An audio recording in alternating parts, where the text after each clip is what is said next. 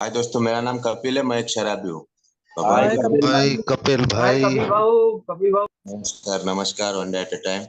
भगवान की कृपा से अल्कोहलिक एनोनिमस का साथ, इसलिए आज के दिन शराब के पहले घुट से दूर हूँ। एक अच्छा जीवन जीने की कोशिश कर रहा हूँ। काफी हद तक के ठीक ठाक चल रही है, और आज शराब पिए बिना भी जिंदगी अच्छी जी सकता हूँ, है ना। इस बात को भी मान चुका हूँ। एक भ्रम में था कि ऐसा लग रहा था कि बिना शराब के अभी जिंदगी बकवास है। जिंदगी में कुछ रखा ही नहीं है। दारू नहीं पीऊंगा तो मजा ही नहीं है। और शौक, जो शौक नहीं करते कोई, वो लोग कोई काम के नहीं है, वो बेकार है। इस तरीके से मानसिकता थी। और कभी सोचा ही नहीं था कि अभी इस शराब से छुटकारा पाऊंगा, क्योंकि बहुत बड़ा सर दर्द बन गई थी। कुछ साल व्यवस्थित पिया, किसी को कोई तकलीफ नहीं, कुछ नहीं। लेकिन धीरे धीरे शराब ऐसी बढ़ने लगी कि मुझे भी अब लग रहा था कि नहीं, अब छोड़ना चाहिए। फिर उसको छोड़ता था। दारू छोड़ना बहुत बड़ी बात नहीं थी। मैं 15-20 दिन शराब पीता था, उसके बाद मेरी तबीयत खराब हो जाती थी, वीकनेस आ जाता था, या कुछ कांड हो गया रहता था, है ना। कभी बीवी के साथ झगड़ा, कभी कुछ मोहल्ले में कुछ हो जाना, बीवी सुसाइड करने की कोशिश करती थी, तो मैं डर के कारण शराब रुक जाती थी। और मुझे भी लगता था कि अभी छोड़ना है। मैं बहुत सारी कस्में ये सब करता था, लेकिन वापिस आ जाती थी। दारू छोड़ना प्रॉब्लम नहीं था। 10-15 दिन और 1 महीना, 2 महीना, 4 महीना दूर रहा और वापिस आ गया। भयानक तरीके से है ना, तकलीफ हो जाती थी। और मैं दारू जब छोड़ता था तो मेरे सबसे ज्यादा दारू पीने का रीजन ये रहा कि मैं जब दारू बंद करने के बाद में मेरे घर पे मेरी किटकिट किटकिट बहुत होती थी, है ना। मैं फिर बोलता था, साला तुम लोग अभी समझ रहे नहीं, है ना, मेरे को समझो, ये वाली बात रहती थी। और मैंने बहुत बार दारू ये पिया कि मैं दारू पी के इनको तकलीफ होंगी, मैं दारू पीऊंगा तो मेरे घर वालों को तकलीफ होंगी। मेरे को ये वाला एक बहुत बड़ा मेरे दिमाग में एक भ्रम था कि उनको थोड़ा दुख होता था। लेकिन वो तकलीफ, वो दर्द मैंने सहा हूँ। वो पेट का दर्द होना, वो सर दुखना, वो जो तकलीफ है, लोगों से नजरें नहीं मिला पाना, अपने बेडरूम से बाहर में नहीं जा पाता था, है ना, कि भाई लोगों को, पिताजी से नजरें नहीं मिला पाता था। लेकिन जब भी ऐसा कुछ होता था, मैं दारू नहीं पीता था, तो बीवी के साथ झगड़ा हो जाता था, और मेरे मुंह से एक डायलॉग निकलता था ज्यादातर कि मैं अभी नहीं पी रहा हूं ना, तो साला तुम लोग ऐसे ही करते हैं, है ना। तुमको वही पसंद है, वो पीने वाला है ना, वही कपिल पसंद है। अभी तुम अच्छे से रहने ही मत दो, तुम ऐसे ही करो, साला वही तुम्हारे लिए वही सही है, पीते रहो, है ना। मैं उनको धमकी देने की कोशिश करता था, और मैं कई बार पिया। और पीने के बाद मैंने खुद को ही तकलीफ दिया हूँ, और वही चला। ये जिंदगी बेकार लग रही थी। घर पे हूँ, बीवी बोल रही थी कि भगवान को पूछ रही थी, मैं ऐसा कौन सा पाप करी जो ये पति मेरे को मिला। वो पिताजी, जो इतना प्यार करने वाले मेरे पिताजी, वो मेरे को बोलने लगे कि तू पैदा होते हुए मर क्यों नहीं गया। जो दो छोटे भाई है, रिस्पेक्ट करते, वो कॉलर पकड़ने पे आ गए थे। मेरी बेटी, जिसको मैं बार बार, मेरे को सुसाइड करने का विचार आता था, तो वो बच्ची की वजह से मैं हमेशा अपने आप को मैं बचाया कि नहीं, मैं मरूंगा तो इसका क्या होगा करके। उसने भी बोल दी कि एक दिन वो टीवी देख रही थी, पापा बंद करो ना, बोले तुम्हारा नाटक। तो बड़ा चुआ था, मेरे को बहुत तकलीफ हुई थी, और मैं बोला इसके लिए जी रहा हूँ, ये भी ऐसी बोल रही है अभी। तो मैंने हमेशा यही बोला हूँ कि ये इन लोग, साला कोई मेरे को, इन लोगों मेरे को टेंशन देते, इन लोग मेरे को गुस्सा दिलाते। सच मेरे को पता ही नहीं था क्या हो रहा है, मैं पी रहा क्यों, तो यही कारण है। कारण ये है कि कितना टेंशन है, साला बीवी बरोबर बात नहीं, ये ऐसा वो ऐसा। मैं हमेशा कारण पीने का घर वालों को बताया, फैमिली को बताया, परिस्थिति को बताया, बाहर बताया। मुझे नहीं पता था एक्चुअल में मुझे हुआ क्या है। अल्कोहलिक एनोनिमस में आने के बाद पता चला कि ये एक बीमारी है। एक बीमारी बताया, इसका सॉल्यूशन, ये मेंटल ऑब्सेशन, फिजिकल एलर्जी, दो पार्ट में बीमारी है। और एक आध्यात्मिक बीमारी भी बताया गया, और आध्यात्मिक बीमारी ठीक होंगी तो मानसिक और शारीरिक बीमारी काबू में आ जाएंगी, बोलता है। तो सॉल्यूशन जो है ये आध्यात्मिक है। जैसा अभी ये भैया भी अभी जो बता रहे थे, पढ़ रहे थे, तो जब तक हम हमारे पुराने विचारधारा को नहीं छोड़ेंगे, है ना, तब तक के हम आगे नहीं बढ़ेंगे। तो पुराने विचारधारा, जो डॉक्टर विलियम डी सिल्कवर्थ ने जो हमारे को बीमारी बताया है, तो उसने बोलता है कि जब तक उस शराबी का पूरा मानसिक परिवर्तन नहीं होता, तो उसके सुधरने की बहुत कम संभावना, बोलता है। मानसिक परिवर्तन, मन का बदलना बोल रहा है। विचारों में बदल, मन का काम है सोचना, विचार करना, विचारों का बदलना। जो कार्ल जंग बोलता है, पुराने विचार, पुराने व्यवहार, पुराने धारणाओं को बदल के एक नए, एक आध्यात्मिक अनुभव होना है। एक आध्यात्मिक अनुभव ही एक शराबी को बचा सकता है। तो हमारा सॉल्यूशन जो है आध्यात्मिक बताया गया है ना। और मैं आया शुरू में तो मेरे को बहुत सारी चीजें नहीं पड़ रही थी। मीटिंग में बैठा तो यहाँ पे ईश्वर की कृपा लिखा है, मोला है भगवान, ये क्या है, ये क्या बात कर रहे हैं, प्रार्थना करने से क्या दारू छूटेंगी क्या, ये मुझे नहीं पड़ रहा था। लेकिन मेरे तरफ चारा दूसरा कुछ नहीं था। मैंने सब कुछ करके आया था। अपने आप से एक बात सवाल कि तेरे पास कोई ऑप्शन है? नहीं। यहाँ पे आने से यहाँ कुछ मंगा नहीं जा रहा, कोई पैसे नहीं, कुछ नहीं, फुकट में है, जाके बैठना है और दूसरा रास्ता नहीं है। आके देखते इतने सारे लोगों को फायदा हुआ है तो मेरे को भी होगा। पहले आध्यात्मिक जागृति कि इतने सारे लोगों को हुआ तो यार अपने को हो सकता है, ये विचार आना है ना। तो ये एक पॉजिटिव विचार आते ही कि अपन चलो रुकेंगे, है ना, इसका भी हुआ उसका भी हुआ, देखेंगे ना। जो भी मेरे को डाउट है आ रहे थे तो वो बाद में जैसा इन लोग बोलेंगे कुछ तो भी झोला झंडी, मेरे को डाउट होता था शुरू में, तो वैसे ही अपन चले जाएंगे, नुकसान कुछ नहीं है ना। तो आया और आने से दोस्तों एक फायदा होना चालू हो गया, मेरी शराब रुकना चालू हो गई। और मुझे अच्छा लग रहा था यहाँ आप लोगों के बीच में, मुझे अच्छा लग रहा था यहाँ पे। बाकी बाहर की दुनिया में मुझे आखिरी में धुतकार मिल रही थी कि ऐसा क्यों पीता, समझ में नहीं आता क्या, है ना, देख बच्चे हैं, है ना, सब अच्छा है, धंधा डूब रहा है, ये हो गया यार, ये अकल ही नहीं है। भाई बोलने लगे ये नहीं सुधरेगा, ये कुछ भी नहीं साला, ये कुछ भी। मेरे कोई दोस्त बोलते थे नहीं नहीं नहीं ठीक सुधर जाएगा, तो भाई बोलता था अरे कोई काम का नहीं है अभी है। ऐसे से मेरे को हर कोई अभी धुतकार मिल रही थी। आप लोगों के बीच में आया तो एक अलग ही दिख रहा था। आप लोग हाथ मिला रहे हैं, बड़े प्यार से बात कर रहे हैं, मैं बकबक कर रहा कुछ भी बोल रहा तो आप सुन रहे हैं, मैं उल्टा जवाब दे रहा तो भी आप सुन रहे हैं। तो ये आप लोग मुझे अच्छे लगने लगे, है ना। और एक समय तो कभी कभी ऐसा भी आता था कि साला इतनी सुन रहे, कुछ तो भी मतलब होगा, कोई स्वार्थ नहीं लेकिन आपका उसमें। आप यही बोलने लगे कि और यहाँ पे आप लोगों के बीच में आप अपने अनुभव बता रहे थे। किसी ने भी कोई भविष्यवाणी नहीं, कुछ नहीं, खुद के अनुभव, और वो मुझे अच्छे लग रहे थे। मैं आते गया और मुझे बताया गया है कि खुद को बदलने का कार्यक्रम है। मैंने तो कभी ये किया ही नहीं। मैंने हमेशा उंगली दूसरों की तरफ किया हूँ। मैंने प्रॉब्लम बाहर देखा हूँ हमेशा। कहाँ है प्रॉब्लम बोलने से, मेरे बाप में प्रॉब्लम है बचपन से लेके अभी तक, है ना। मेरे अंदर में कुछ कमी है यहाँ नोटिस नहीं किया, मैंने उंगली बाहर नहीं दिखाया, है ना। मेरे पिताजी कभी बिजनेस के लिए पैसे नहीं दिए, मैंने खुद खड़े किया, मैंने ही किया हो। उन्होंने क्या किए, अरे वो व्यक्ति ने क्या किए, मैंने क्या देखा हो मेरे लिए, मेरी इच्छा के हिसाब से क्या नहीं हुआ, मैंने यहीं पे दिया। मैंने हमेशा कंपैरिजन किया हो, तुलना किया हो कि ये ऐसा होना चाहिए। दूसरों के बड़े बड़े घरों से मैंने अपने घर की तुलना किया, मेरे पिताजी की तुलना किया। मेरे पिताजी एक नगर पालिका में चौकीदारी की ड्यूटी करते, तो मैंने उनसे कंपैरिजन किया लोगों से कि साला लोगों के देख कितने वो करते, मेरे को शर्म आती थी। प्रॉब्लम मेरा था, है ना। मेरे अंदर की कमी के कारण मैंने बाहर में उंगली किया। मेरे अंदर सहनशीलता नहीं, मेरे अंदर दिखावापन बचपने से ही, है ना, क्योंकि बॉलीवुड का बड़ा बुखार चढ़ा हुआ था, पिक्चरों में देखता था और मैं उसी तरीके से चाहता था कि ऐसा होना चाहिए। और मैं 7 साल की उम्र का था, मेरी मम्मी की डेथ हो गई, उसके लिए मैंने ब्लेम किया, भगवान को कोसा, वे मेरे साथ ऐसा, हाँ। फिर मैं रिश्तेदारों के यहाँ रहता था, फिर वो अलग अलग मेरे साथ वो हुए। मैं एकदम बॉलीवुड की मेरे ऊपर बड़ा वो हुआ। और मैं अपने आप को फील करता था पिक्चरों में, गानों में। एक बार एक गाना, खलनायक पिक्चर का एक गाना चल रहा था, तो उसमें एक ऐसे गाना बज रहा था, तो जिसके गाड़ी में बैठ के मैं जा रहा था, वो बोलता कि कपिल यार, बोले ये गाना गाना बोले तेरे ऊपर बड़ा सूट करता। मैं छोटा ही था और मैंने देखा, हाँ मैंने भी सोचा और मैंने उसके कड़वों को पूरा अपने अंदर, हाँ यार। उसमें जब वो बसता कि मैं भी शराब से जीता मगर मुझको शरीफों से लगता था डर, मैं वो लुटेरा हूँ जो लुट गया, माँ का भी आंचल कहीं छूट गया। फिर वो गाना, फिर मैं वो गाना बजा बजा के घर पे साला वो उसको मैं फील करना चालू कर देता था पीने के बाद। हाँ मैं छू वो समझता था। तो इस तरीके से मेरी हरकत होने लगी और मैंने ब्लेम करना चालू किया। ज्यादातर मेरी जिंदगी खराब हो रही है ये मेरा बाप जिम्मेदार, मेरी बीवी जिम्मेदार है, मेरी बीवी बरोबर नहीं है, अच्छे से बात ही नहीं करती है ना। मेरे पिताजी ने दोस्तों, सवेरे हम 4 भाई बहन, सवेरे उठ के वो व्यक्ति 5, 5:30, 6 बजे उठ के नाश्ता उस्ता बना के हम चारों भाई बहनों को, मेरी माँ नहीं थी, मेरी मम्मी की डेथ होने के बाद वो व्यक्ति ने सवेरे नाश्ता बना के हमारे को स्कूल भेजता था, मॉर्निंग की 7 बजे की स्कूल, है ना।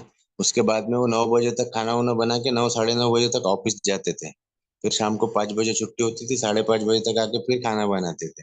बड़ी संघर्ष से वो व्यक्ति ने जिंदगी में हमारे को मदद किया है।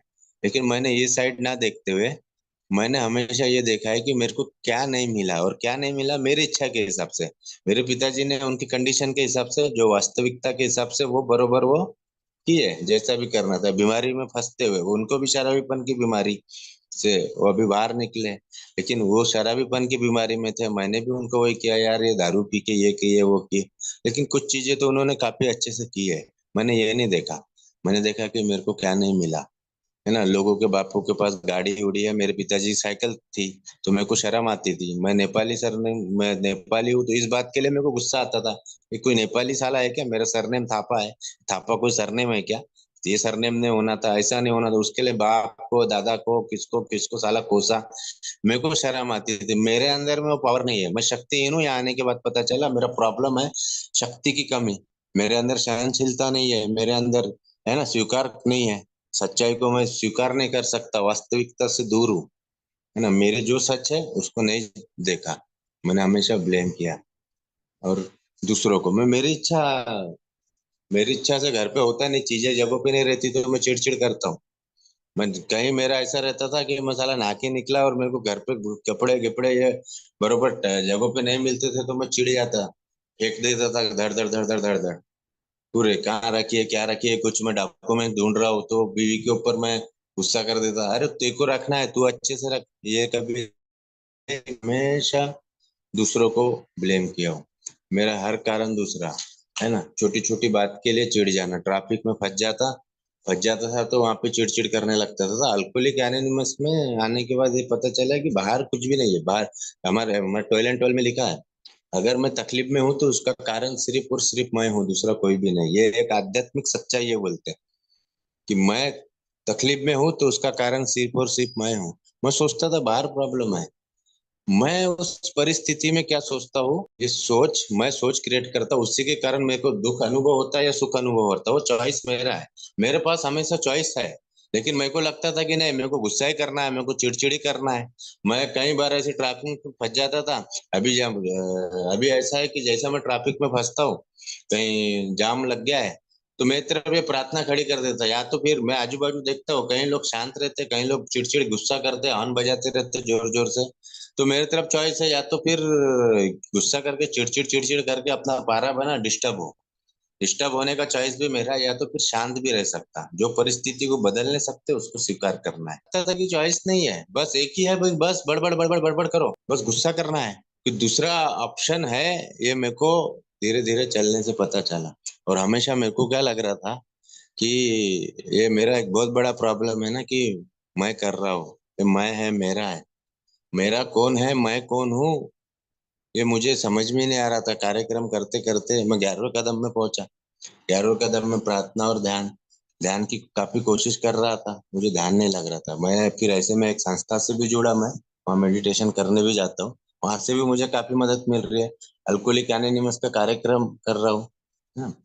जैसा तीसरे कदम में बोला गया है, अपनी इच्छा और जीवन ईश्वर की देखरेख में देने का, जब मैं डिसीजन ले रहा हूँ कि वो मालिक है, मैं सेवक हूँ, वो डायरेक्टर, मैं एक्टर, मैंने हमेशा खुद ही एक्टर बनने की कोशिश किया हूँ। मैं, मेरा, मेरे हिसाब से मेरी बीवी करने को ना वो नहीं करती है, लोग मेरे इच्छा अनुसार कार्य करे तो सब ठीक है। मैं कब खुश होऊंगा, मैं कब शांत रहूंगा, सब मेरे मुताबिक होने को ना। मेरी बीवी और मेरी बेटी लड़ रहे, तो मेरे मेरे अंदर डिस्टरबेंस चालू, मैं दुखी। मैं हमेशा ये सोच रहा हूँ कि ये दोनों लड़ना बंद करेंगे तो मैं खुश हो जाऊंगा।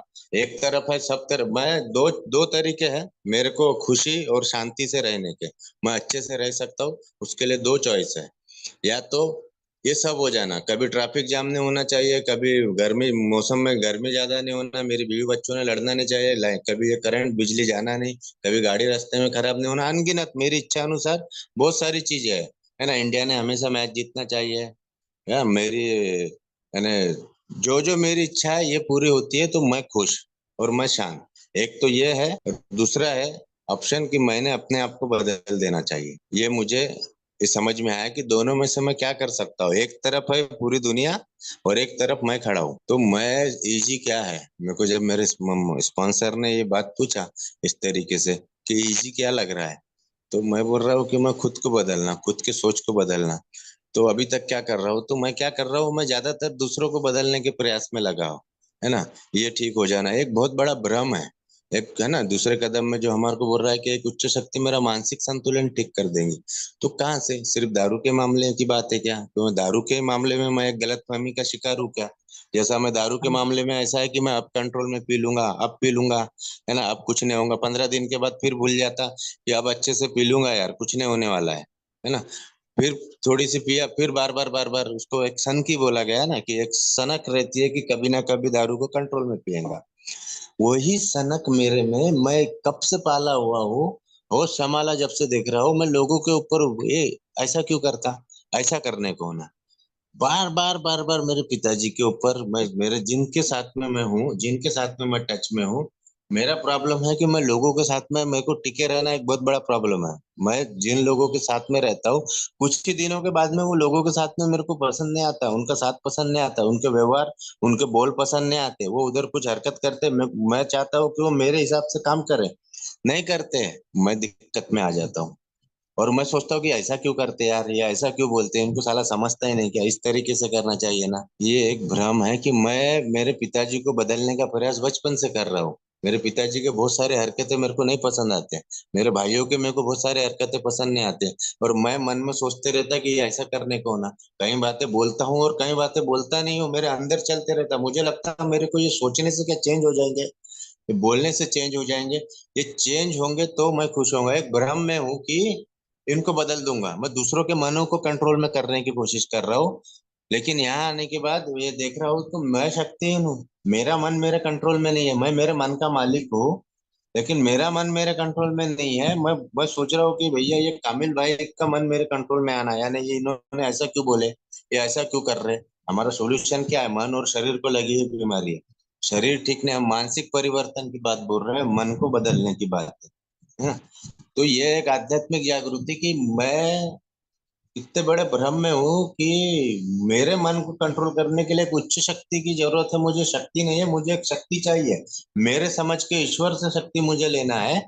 और मैं इधर दूसरों के मन को कंट्रोल करने का प्रयास कर रहा हूँ। बेटी ऐसी क्यों सोचती, वो ऐसा क्यों बोलती, ये ऐसी हरकत क्यों करती, लोग इस तरीके से क्या कपड़े पहनते हैं, लोगों को साला बात करने का तरीका नहीं है, इस तरीके से होना चाहिए। तो मीटिंग चालू, मीटिंग में यार मेरे को लगता था कि मीटिंग में लोगों ने मोबाइल साइलेंट रखना चाहिए, मेरी सोच अच्छी है ना। तो किसी को डिस्टर्ब नहीं होना, नुकसान नहीं, इस वजह से मैं शुरू में मेरे को लगता था कि सबने मोबाइल बंद रखना। लेकिन हर कोई ऐसा, बोर्ड में बाकायदा चेयरमैन लिखता था मोबाइल साइलेंट, लेकिन लोगों के मोबाइल चालू रहते थे, और मैं साला जैसा बजा कि मैं एकदम अंदर से हिल जाता था कि क्या साला लोगों ने मोबाइल बंद करके रखने को नहीं होना, क्या समझता नहीं क्या, वो उसको डिस्टर्ब होगा, उस वो नए मेंबर है, फलाना है, ये है, अच्छी शेयरिंग चली तो डिस्टर्ब होता। मेरी बात सही होंगी, लेकिन वो बाद में वो जिसको डिस्टर्ब होगा कब होगा बात का बात है। जैसी मोबाइल बजा कि पहले मैं 15-20 मिनट के लिए भी हिल गया, मेरी उतनी देर की मीटिंग डिस्टर्ब हो रही, मैं डिस्टर्ब हो रहा, ये मैं, वो बजा रे बजा।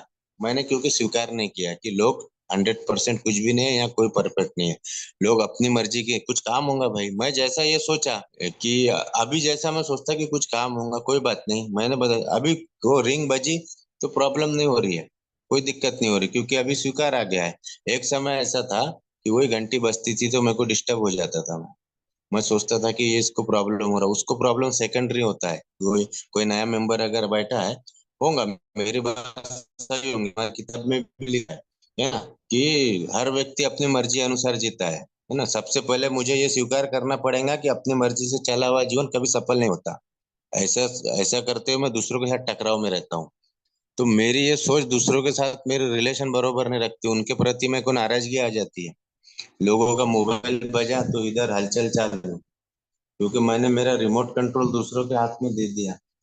कोई कुछ बोला, किसी का व्यवहार, कोई हरकत किसी की पसंद नहीं आ रही, लोगों का गाड़ी चलाने का तरीका पसंद नहीं आ रहा, लोगों का बात करने का तरीका पसंद नहीं आ रहा। कहीं ऐसे है कि वो बात उधर रहे थे और इधर हलचल होती थी, कोई शेयरिंग करते रह रहा तो मेरे को पसंद नहीं, ऐसा नहीं, ऐसा बोलना चाहिए। मैंने मेरा रिमोट कंट्रोल दूसरों के हाथ में दे दिया, ये रिमोट कंट्रोल को मेरे पास लाना है। उसके लिए आध्यात्मिक कार्यक्रम बताया है कि मेरे अंदर देखना है, मेरे को आत्मिक शक्ति कमजोर है, मेरे में शक्ति की कमी है, मेरे अंदर सहनशीलता नहीं है। मैं अपनी कमियों के कारण मैं दूसरों को बोलता हूँ, मैं गुस्सा करता हूँ। गुस्सा करने वाला एक व्यक्ति कैसा होता है, मुझे लगता था कि मैं डांट रहा हूँ मेरी बीवी को, मेरे काम क्षेत्र में मेरे स्टाफ को मैं डांट रहा हूँ, तो मेरे को लगता था कि मैं पावरफुल हूँ। अरे ये गलती कर रहे हैं, इनको डांटना ही पड़ेगा, गुस्सा ही करना पड़ेगा, उसके सिवा जमेगा नहीं। मेरे को लगता था यही एक चारा है, एक चारा कि मेरे अंदर का वो प्रॉब्लम है, मेरे अंदर का फ्रस्ट्रेशन मैं निकालता। और मेरे को लगता है गुस्से वाला व्यक्ति क्या पावरफुल होता है क्या? एक गुस्से वाला व्यक्ति बहुत कमजोर होता है। क्या है बोलने से, एक जैसा जलता हुआ कोयला पकड़ लो, ऐसा एक व्यक्ति गुस्से वाला रहता है। तो मेरी कंडीशन वही रहती है हमेशा, है ना। तो सामने वाले को मैं गुस्से गुस्से में वो जलते हुए जैसा कोयले फेंक रहा हूँ, वो उसको लगेंगे नहीं लगेंगे वो बात की बात है, पहले मेरे को लगती है, दूसरों को नहीं। मैं इधर से हिलता हूँ, है ना। तो ये आध्यात्मिक जागृति का जो आज लोग है ना, जब आध्यात्मिकता में हम हमारे अंदर देखने की बात होती है कि अंदर मुझे मेरी चेकिंग करना है कि मैं कहाँ गलत हूँ। मैंने ज्यादातर क्या किया हूँ, मैंने पूरी दुनिया की जानकारी रखा, कहाँ पे क्या हो रहा है, कौन से देश में क्या है, इंडियन क्रिकेट टीम को किसको किसको चुनना चाहिए, ये बैठ के मैंने बहस किया हूँ। मैंने अनगिनत तरीके से बहुत सारे ये बाहर की पूरी इंफॉर्मेशन रखा, दुनियादारी की इंफॉर्मेशन रखा। मेरी इंफॉर्मेशन कभी नहीं लिया। मेरे को कौन सी चीज की जरूरत है, मेरी जिंदगी में खुशी क्यों नहीं है, मेरे रिश्तों में मिठास क्यों नहीं है, मेरे रिश्ते लोगों के साथ जमते क्यों नहीं, मैं लोगों के साथ ज्यादा दिन तक के अच्छे से टिक क्यों नहीं पा रहा हूँ। तो मैं कुछ दिन चल रहा हूँ और उसके बाद में लोग मेरे को पसंद नहीं आ रहे, लोगों की हरकत ही पसंद नहीं आती है। मैं आने के बाद में कुछ दिन आप लोगों के साथ रहा और आप लोगों की इन्वेंटरी लेना चालू कर दिया। क्यों हो रहा है मुझे नहीं पता, क्यों इतने किस्म के डर भरे हुए हैं, दुख है, जिंदगी अच्छे से चला ही नहीं पा रहा हूँ, सब कुछ रहने के बाद में भी कुछ अच्छा नहीं लग रहा, क्यों? ये मैंने कभी देखा ही नहीं था। लेकिन ये कार्यक्रम, आध्यात्मिक कार्यक्रम, आध्यात्मिकता मुझे मेरे अंदर देखने की बात बताती है। बार बार अटेंशन रखने की, वो मन की स्थिति के ऊपर मुझे अटेंशन रखना है कि छोटी छोटी बातों में मैं डिस्टर्ब होता हूँ, मेरी पावर घटती है। मैं क्या सोचता हूँ, मैं जितना निगेटिव सोचूंगा उतनी मेरी पावर घटेंगी। निगेटिव और फालतू, ज्यादातर समय वेस्ट थॉट, फालतू और निगेटिव सोचता हूँ। मुझे पॉजिटिव सोचना है, लेकिन मैं ज्यादा से ज्यादा मुझे भगवान की याद में रहना है। लेकिन नहीं, मैं ज्यादा से क्या होगा कैसा होगा, एक डर, अनगिनत प्रकार के डर है ना। ये सात महापाप बताए, काम क्रोध लोभ मोह अहंकार आलस ईर्ष्या, ये सात महापाप के अंदर से घिरा हुआ हूँ मैं, इनका गुलाम बना हुआ हूँ कि ये मुझे चला रहे, ये डिफेक्ट्स मुझे चला रहे। मेरा एक इनके जकड़न में हो, जहां बोले वहां ना चाहते हुए भी मेरा मन इनके ही इशारे पे नाच रहा है, और ये मुझे मुझसे यही करवा रहा है ना। नहीं देखने की बात मैं देख रहा हूँ, मैं वो नहीं देखने वाली चीज, वो मैं फोन वीडियो बड़ा देखता था, अभी तो बंद हुआ। वो फोन वीडियो में बड़ा देखना देखता था। कोई जा रहे लेडीज की तरफ आकर्षण, नहीं देखना है भाई, मेरे को पता है गलत है, फिर भी वो मन उसको आंखों को उधर ले जाता था। देख ले, देख ले, नहीं बोले तो भी उधर साइड जाना, है ना? लेकिन ये आते आते मुझे समझ में आ रहा है कि ये गलत है। हाँ, मुझे मेरे भगवान के साथ जुड़ना है, मैं शक्तिहीन हूँ, मेरा कुछ नहीं है। यहाँ मैं सोच रहा हूँ कि मेरा है, मैं उसको भूला हूँ, मैं उस सत्य को भूला हूँ जहां से मुझे शक्ति मिलना है। मैं ये बाहर खुशी ढूंढ रहा, बाहर शांति ढूंढ रहा, जहाँ है ही नहीं। ये क्षण भर के लिए मुझे लगता है कि साला एक कुछ समय जैसा मुझे अभी काम करता हूँ मैं, हाँ इतना इतना मिल जाए, ये परिस्थिति ठीक हो जाए तो फिर सब टेंशन फ्री, सब अच्छा हो जाएगा। लेकिन ऐसा होता ही नहीं, एक परिस्थिति ने गई कि दूसरी आती है। थोड़ा सा पैसे आ रहे, कोई ना कोई कभी कोई पैसे में कमी गिर जाएंगी कहीं, इतना काम कर रहा है, इतना पैसा कमाने के बावजूद कभी पैसा कम गिर जाता, कोई परिस्थिति आ जाती। मैं चाहता हूँ कि सब परफेक्ट हो, कुछ भी ना है ना, मेरे घर पे कोई बीमार ना गिरे, मेरा बिजनेस बहुत बढ़िया चले, बिजनेस अच्छा चल रहा है तो खुश।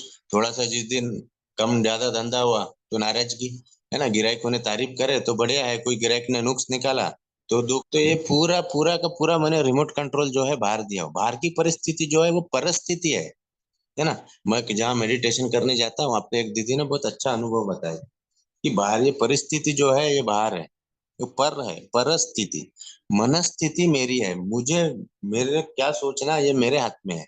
कोई भी बाहर की स्थिति वो बाहर चल रहा है, वो मेरे अंदर नहीं घुस सकता। कोई मुझे बुरा बोल सकता है, कोई मेरे बारे में गलत बोल सकता है, लेकिन मुझे डिस्टर्ब कोई नहीं कर सकता। ये एक आध्यात्मिक जागृति है। डिस्टर्ब मुझे लगता है कि साला ये मुझे गुस्सा दिला रहे, लोग मुझे गुस्सा दिलाते, हाँ, लोग मुझे डिस्टर्ब करते, लोग डिस्टर्ब नहीं करते, मैं खुद डिस्टर्ब करता हूँ।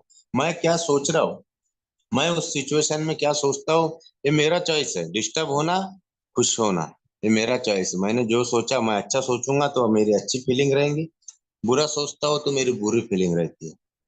तो वो मैं करता हूँ, दूसरा नहीं। दूसरा कोई भी बाहर कुछ भी कर सकता है, उस समय पे क्या सोचना वो मेरे मन के अंदर घुस नहीं सकता। तो मेरे मन की स्थिति का ध्यान मुझे रखना है।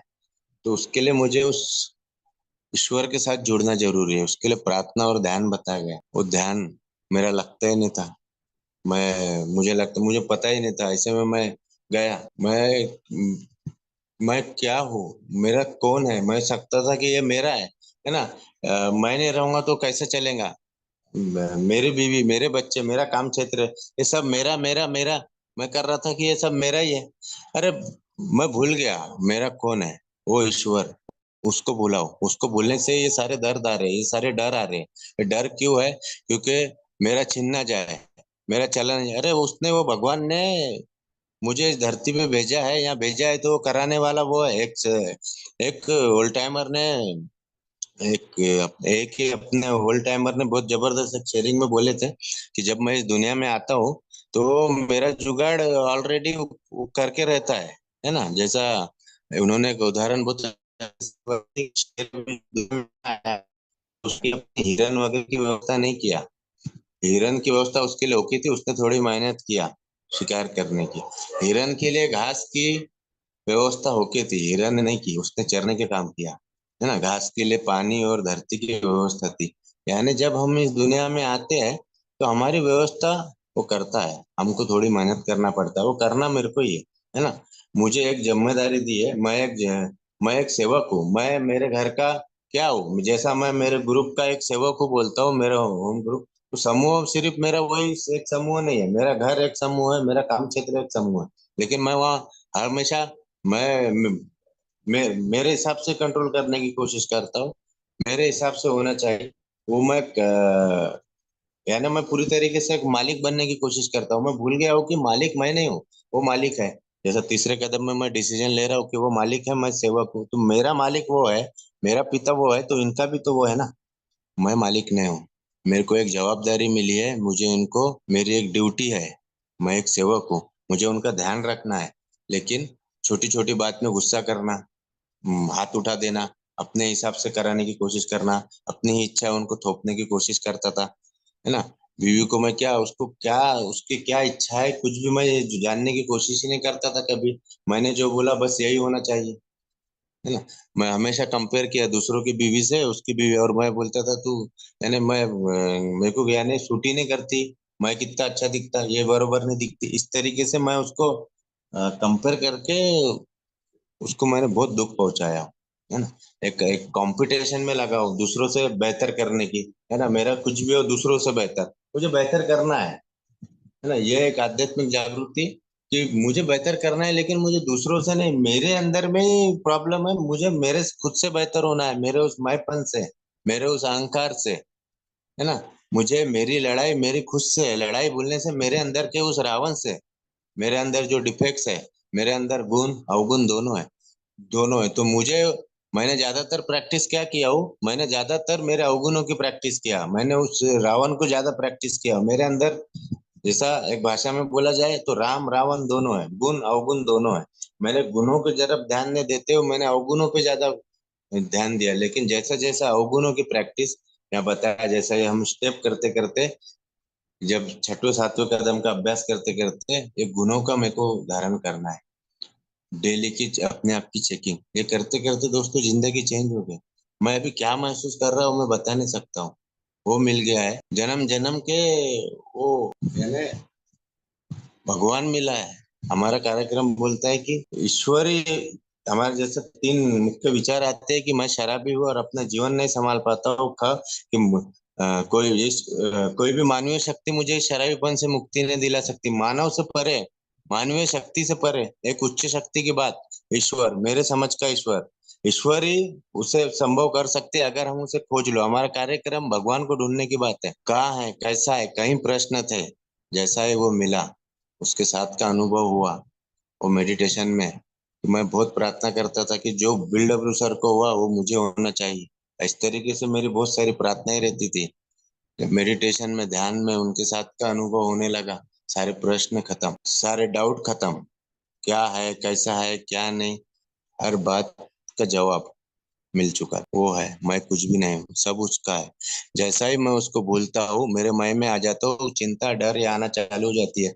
मेरा दुकान लगाया, मेरा यहाँ से 1.5 साल पहले, 1.5 साल पहले मैं काम के लिए परेशान था और सोच रहा था कैसा तो भी एक आधी काम मिल जाए। तो मेरी दुकानदारी लगी, मैं सोच रहा था इतना इतना पैसा हो ना, इतने इतने पैसे से अपना बढ़िया हो जाता। जितना सोचा था उससे डबल आ रहा था। फिर भी कुछ समय के बाद में अब और चाहिए, और चाहिए, ये इच्छा ही खत्म नहीं होती, और ये मेरे अंदर का प्रॉब्लम है, कितना भी कमाओ कि मुझे कम ही लगता, कम ही लगता। लेकिन जैसा जैसा यह कार्यक्रम में बढ़ने लगा, भगवान के साथ अपने अंदर बदलने की कोशिश करने लगा, ये अच्छा लग रहा था मुझे। ए में आने के पहले मैंने 2 नंबर का काम भी करता था।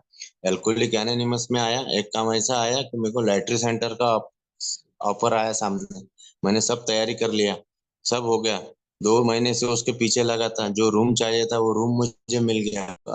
2 दिन में अभी मीटर लगने वाला था, इलेक्ट्रिक मीटर। मेरे मन में विचार आया कि ये धंधा कभी तो फिर से करेंगे, तो मोहल्ले के लड़के तो जहाँ जहाँ मेरी दुकान थी, ये फिर से ये लॉटरी में खेलेंगे, जुआ खेलेंगे इसमें, और ये हारेंगे, इनका नुकसान होगा, मत चालू कर। अंदर एक भयानक तरीके से विचार आना चालू हो गया, और मैंने वो नहीं खोला, मैं नहीं खोला। ये एक आध्यात्मिक जागृति है कि मेरे वजह से दूसरों का नुकसान हो रहा, मुझे ये नहीं करना। मैंने वो नहीं किया, तो अल्कोहलिक एनोनिमस में बढ़ते गया।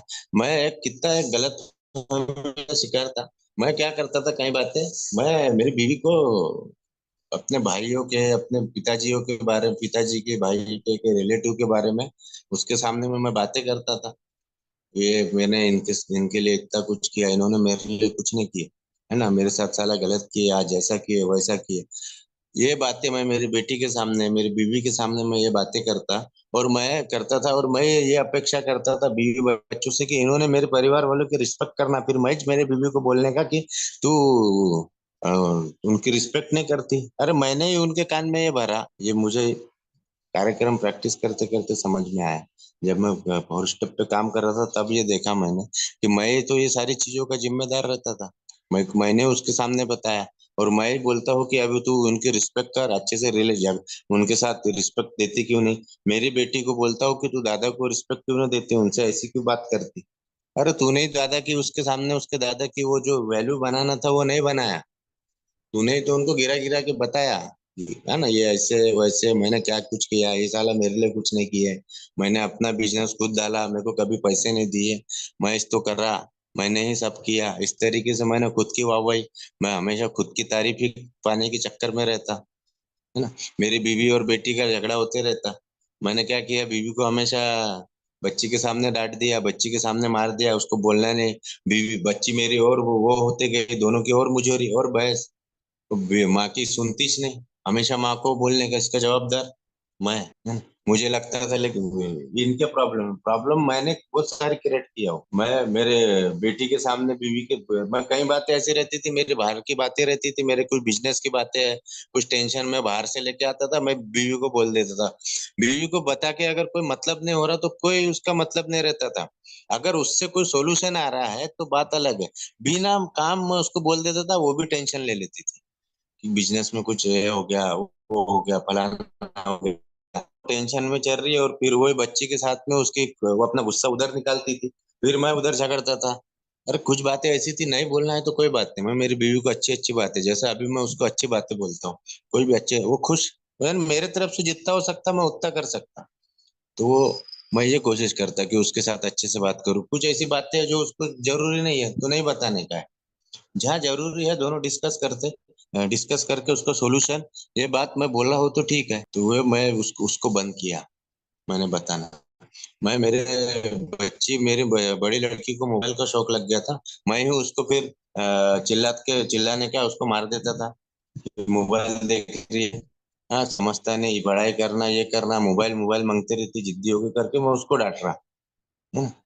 और मेरी छोटी लड़की को भी मोबाइल का फिर शौक लग गया था। जब मैं ए में आया, मैं जब मैंने चेक किया, मैंने देखा, मेरी बड़ी लड़की का नाम मेरे फोर स्टेप में भी जब मैं लिख रहा था तो 19 की इन्वेंटरी में उसका नाम आया। तो ये मोबाइल वाली जो बात आई, तो मैंने जब देखा मेरा पार्ट, कि जब मैं मैच देख रहा हूँ टीवी पे तो मेरी बच्ची आती थी, तो कुछ दूसरा लगाने को बोलती थी तो मैं उसको मोबाइल लगा के दे देता था, टीवी चेंज नहीं करने देता था। मेरे को डिस्टर्ब नहीं होना, मैं टीवी देख रहा, उसको मोबाइल गेम मैं लगा के देता था। मैं किसी से बात कर रहा हूँ, बच्चे आती थी मोहल्ले में कहीं बात कर रहा हूँ, वो आके मेरे पास खड़ी हो गई, डिस्टर्ब कर रही, मैं मोबाइल लगा के दे देता था। मैं कुछ भी कर रहा हूँ उसमें, वो मेरे को डिस्टर्ब नहीं होना, यानी मैं उसको, बच्ची आई है उसके साथ बात करना, उसको प्यार करना, ये छोड़ के मैंने उसके हाथ में मोबाइल टिकाया। यहाँ मैं गलत था, मैंने ये आदत लगाई और मैं ही उसको बोलता था, यहाँ जिम्मेदार मैं था, लेकिन मैं उसको टोका, है ना। मैंने फिर दूसरे बड़ी छोटी लड़की के समय पे, उसको भी कम ज्यादा यही कंडीशन थी, तो मैंने उसके हाथ से मोबाइल देना बंद कर दिया। 10 दिन रोई, 10 दिन रोई। मैं भगवान से प्रार्थना करता था, मेरे को शक्ति दे इसके साथ में मैं, और उसके रोने को मैं सहन करता था। मेरे अंदर सहनशीलता की कमी थी ना, बच्ची रोई क्या फट से कुछ भी दे देना, जिद पूरी कर देना, मेरा प्रॉब्लम है ना। मेरे को उनके साथ कैसा रहना है, उनकी कौन सी जीत को पूरी करना है, कब करना है, इसको मेरे को ध्यान रखना है। मैंने देखा एक जीत पूरी किया, मेरे को लगता अब चुप हो जाएंगे, एक भ्रम में हूँ, कुछ नहीं है, इसके बाद बड़ी जीत करना चालू कर देती, है ना। बेवाजिबी अपेक्षाएं उनकी चालू हो जाती, तो मेरे को कब करना है कब नहीं करना है ये मेरे को धीरे धीरे समझ में आया। मैंने क्या किया, छोटी लड़की को 10 दिन रोई, वो 11वें दिन से उसका रोना बंद, और मोबाइल आज तक के उनका छूट के है। मोबाइल कोई होमवर्क है तो मोबाइल, ऐसा बिना मतलब वो कुछ भी फालतू नहीं, क्योंकि आज WHO बोल रहा है सबसे ज्यादा बीमारियां मोबाइल से हो रही है बच्चों को, और मैं ही फिर इसका जिम्मेदार मैं हूँ। मैं उनको समय देने की कोशिश करता, बात करता हूँ, आया कोई भी प्रश्न है तो उनके साथ बात, मोबाइल बाजू में रख दूंगा, मेरी टीवी टीवी बंद, मैं पढ़ रहा हूँ तो किताब बाजू में रखूंगा, हाँ, क्या हो गया बेटा, उनसे बात। तो उनको मोबाइल की जगह सॉल्यूशन क्या करना है, तो मैंने क्या किया, बच्चों के लिए कैरम लेके आया घर पे, पेंटिंग करने का शौक है मेरे बच्चों को, तो मैं उनके लिए पेंटिंग के सामान लेके आया बहुत सारे। और भी वो एक वो बोर्ड लाया, व्हाइट बोर्ड, वो जिसमें लिखते हैं होमवर्क वगैरह, वो टीचर टीचर खेलते हैं, वो कुछ तो भी करते रहते हैं उसमें। एक रूम उनको है, तो वो रूम में उनका पूरा खेलने का सामान, नाश्ता, मेरा खुद ही मेरा होटल लाइन का व्यक्ति हूँ मैं, तो उनके बच्चों लोगों के लिए नाश्ता पानी थी, ताकि आजू बाजू के बच्चे आते रहे, आजू बच्चों आजू बाजू के बच्चे आते घर पे खेलते। तो उनका मोबाइल से अभी करना क्या है, ये नहीं करना है, तो उसकी जगह दूसरा ऑप्शन क्या है, तो दूसरा ऑप्शन मैंने ये किया, है ना। तो ये धीरे धीरे एक एक समझ वो भगवान मेरे को देने लगा, कि क्या करना है, जो भी बात है आज भगवान से बात करने के प्रयास करता हूँ, क्या करना है उसके सामने बात रख। मेरे को लगता था कि मैं कर रहा हूँ, वो करवाता है, मैं उसको भूला था, मेरे को लग रहा था कि सब मेरा है, उसके सिवा मेरा कोई अस्तित्व नहीं है। ये अल्कोहलिक एनोनिमस को मैंने देखा कि वही है, वो मालिक है। मैं भगवान के सिवा, मुझे मेरे अंदर ये शक्ति की जो बात है, शक्ति की कमी, वो शक्ति की कमी वो ईश्वर ही मेरी पूरी करने वाला है, और वही सब कुछ है ना। यहाँ आते आते मैं, या मेरा बीवी मेरी बच्ची, ये बोल रहा हूँ, ये उसका है, ये सब कुछ। स्पॉन्सर जब मेरे को बोलता था तो मेरे को बड़ा वो लगता था कि अरे सब भगवान का है, मुझे प्यार करना है, हर एक को प्यार करना है, मैं किसके लिए करना है ना, मेरे लिए करना है, मेरे को किसी को स्वीकार करना है, मेरे लिए करना है, या माफी मांगने की बात है, माफ करने की बात है, मैं मेरे लिए, मेरे को लगता है कि मैं एहसान कर रहा हूँ, किसी को माफ करके मैं एहसान कर रहा हूँ, है ना। इनको मैं रिस्पेक्ट देके मैं एहसान कर रहा हूँ, मैं मेरे लिए कर रहा हूँ। ये जागृति मुझे यहाँ है ना। और मुझे मेरा ध्यान रखना है, सबसे पहले मेरी मन की स्थिति का ध्यान रखना है, मैं ठीक, तो मैं बाकी लोगों का ठीक रख सकता हूँ, मेरे परिवार के साथ मैं काम क्षेत्र में ठीक रह सकता हूँ, उसके लिए मेरी मनस्थिति ठीक रखना है ना। मैं एक मैं जहाँ मेडिटेशन करने जाता, वहाँ एक दीदी ने एक बहुत अच्छा सुनाए थे, कि जैसा हम देखते हैं राजस्थान में या कहीं पे भी, ऐसे एक कोई लेडीज अपने सर पे दो तीन चार मटके ऐसे सर के ऊपर रख के, एक मटका ये साइड में भी रखते, और एक साइड में बच्चा भी रहता उसके, इस तरीके से वो चलती है, यानी मटके भी इतने सारे हैं संभाल के, बच्चे को भी संभालते हुए वो चल रही है। और कभी उसका अनबैलेंस हो जाए, या कुछ ऐसी कोई गाड़ी उड़ी आ जाए, तो अनबैलेंस हो रही है अगर वो, अगर उसके सामने ऐसी सिचुएशन आई, या तो मटके गिराने की बात है एक हाथ से, या तो बच्चे को संभालना है, या तो मटका संभालेंगे, उसके हाथ दोनों बिजी है, तो वो किसको बचाएंगे, तो बच्चे को बचाएंगे, मटके को गिराएंगे। तो उन्होंने ऐसा बताया कि जैसा बच्चा हम बचाते, वैसी मन की स्थिति, मेरी मनस्थिति, ये वो बच्चा है, और बाहर के वो मटका जो है ये बाहर की चीजें है, बाहर की चीजें मटका गिरा चलता, मन स्थिति नहीं गिरना चाहिए। ट्रैफिक में जाम हुआ तो वहां पे मेरे को शांत रहना है, मन की स्थिति नहीं गिरना चाहिए कि अरे यार कब निकलेंगे, क्या होगा, साला लेट हो रहा है, या ऐसी गाड़ी लगाते। नहीं, कुछ नहीं होगा। वो मटका गिरेगा थोड़ा सा, 5 मिनट लेट होना पूरेगा, लेकिन वो मेरी पावर डाउन होगी, मेरी बैटरी डाउन होती है क्या। मैं शक्तिहीन क्या हूँ बोलने से, मेरी चार्जिंग, आत्मिक चार्जिंग, आत्मिक शक्ति। मेरे पास 2 ही मिनट बचे, मेरे शेयरिंग में अभी खत्म करूंगा। तो मुझे चार्ज करना है, मुझे अपनी बैटरी, सुबह उठ के मेडिटेशन, और दिन भर जब जब मौका मिलता है तो भगवान के साथ प्रार्थना और ध्यान, और वो मेरी चार्ज करना है, बैटरी डाउन होके। तो बैटरी को चार्ज करना है, अपना अटेंशन मुझे रखना है, और ये करते करते बहुत अच्छा लग रहा है। बार बार अपनी इन्वेंटरी, दूसरों की गॉसिपिंग करता था, वो ऐसा कर रहा, वो ऐसा कर रहा, धीरे धीरे इसमें से निकल रहा हूँ काफी हद तक के, है ना। काफी हद तक के इसमें से जा रहा हूँ, अच्छा लग रहा है। मैं दूसरों को नहीं बदल सकता हूँ, मैं खुद को बदल सकता हूँ। ये एक बहुत बड़ी आध्यात्मिक जागृति, सबसे इजी काम जो है, मैं मेरे मन का ध्यान रख सकता हूँ, दूसरों का नहीं। ये मुझे पता चला, है ना। और दोस्तों मेरा समय भी हो चुका है, ये स्लोगन मुझे बोलने के लिए मौका दिया गया है।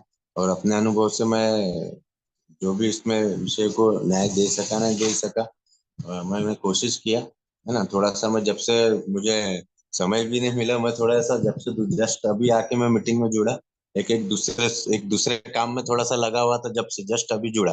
तो जैसा भी मैं अपने अनुभव से रखने का प्रयास किया, मुझे बोलने के लिए मौका दिया, इसलिए मैं धन्यवाद देता हूँ। धन्यवाद भैया।